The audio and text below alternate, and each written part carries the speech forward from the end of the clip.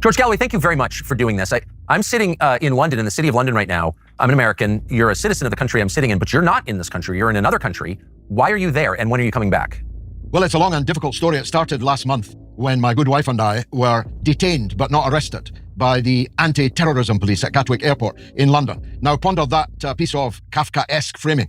You are not under arrest, but you are not free to leave, they said. These pistol-packing anti-terrorist cops. They said you have no right to silence, and if you refuse to answer any of our questions, you will automatically be guilty under the Terrorism Act of an act in defiance of that very serious act. And the policeman joked, good luck ever getting on an airplane again.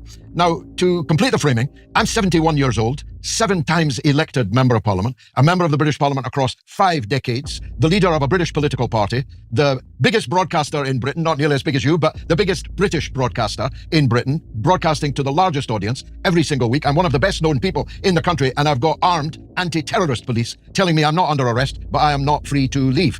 And of course, it quickly turned out that the purpose of the pool, the detention, was speech. My podcasts, my broadcasts, my tweet output, my Facebook output. That's the Britain that we now have today.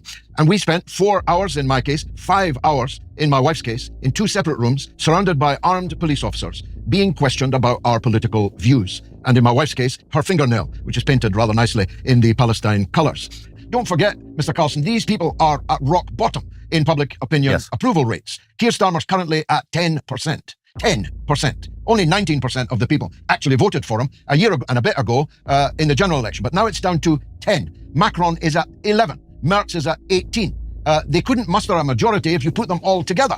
And so what choice do they have? It's continue to reinforce failure, to continue to throw good money after bad, to continue digging even though they know they're in a hole. So I don't know what choice they really have. The question is, bigger question for me, is why are the media, as they still describe themselves, not holding to account? You mentioned that you first knew me and didn't like me because of my stand on the Iraq war.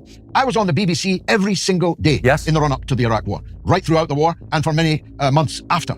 Virtually every single day. I haven't been on the BBC for 10 years. These societies, one of which my own, are not just economically failing. They are culturally and socially disintegrating. Hatred, racial hatred, fear of immigration, large-scale immigration, collapsing birth rates, demographic time bombs. Our societies are the very definition of sick societies. So what are we doing about it? Well, we're sending uncounted and uncountable and untraceable billions to the little chiseling crook in Kiev.